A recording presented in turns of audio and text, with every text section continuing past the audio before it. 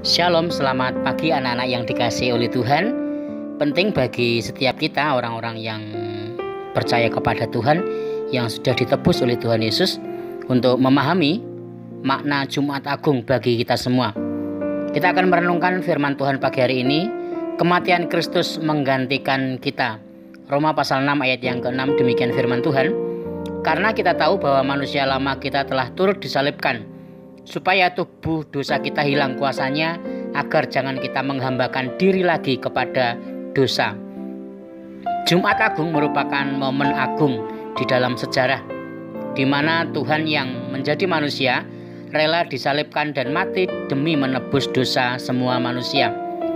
Di dalam salib ada penebusan Kristus yang memperdamaikan dan meredakan murka Allah. Roma 6 ayat 23, sebab upah dosa ialah maut, tetapi kasih karunia Allah adalah hidup kekal dalam Kristus Yesus Tuhan kita.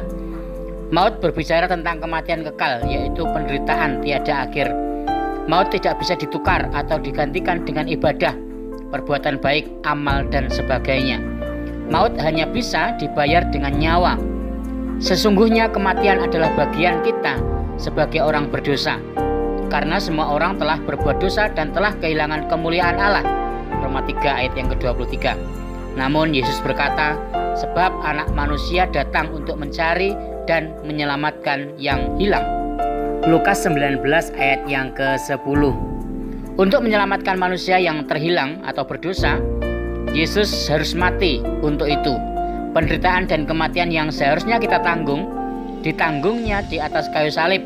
Dia tidak mengenal dosa, telah dibuatnya menjadi dosa karena kita, supaya di dalam Dia kita dibenarkan oleh Allah. 2 Korintus 5 ayat yang ke-21. Anak-anak yang dikasihi oleh Tuhan, tanpa melalui pengorbanan Kristus kita tak boleh jalan masuk menuju kehidupan kekal. Semua karena kasih karunia Allah semata yang rela memberikan anaknya yang tunggal, yaitu Yesus Kristus, mati bagi kita.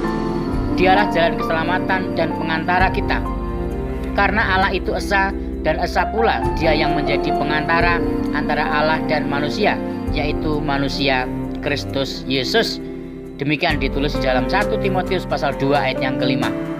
Bagi kebanyakan orang, berita penebusan Kristus di kayu salib adalah suatu kebodohan. Bagaimana mungkin Tuhan disalibkan oleh manusia ciptaannya? Karena Kristus itu Tuhan, seharusnya Ia bisa membuktikan kuasanya dengan meloloskan diri dari penyaliban. Yesus bisa saja menyelamatkan diri dari penyaliban, tapi bukan itu yang menjadi misi kedatangannya ke dunia. Tuhan Yesus datang ke dunia untuk melayani, bukan untuk dilayani, seperti yang tertulis dalam Matius pasal 20 ayat yang ke-28. Anak manusia datang bukan untuk dilayani, melainkan untuk melayani dan untuk memberikan nyawanya menjadi tebusan bagi banyak orang.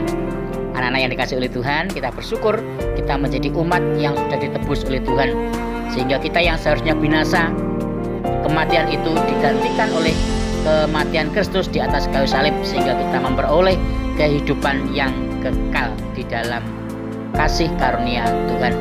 Biarlah firman Tuhan memberkati kita semua. Selamat memperingati Jumat Agung dan menyongsong Paskah. Mari kita berdoa. Tuhan Yesus, di momen Jumat Agung ini kami bersyukur Engkau tetap menolong kami, memelihara kami, dan mengasihi kami. Terima kasih untuk kasih setiamu, terima kasih untuk pengorbananmu, terima kasih untuk kematianmu di atas kayu salib untuk menggantikan kami dari hukuman dosa.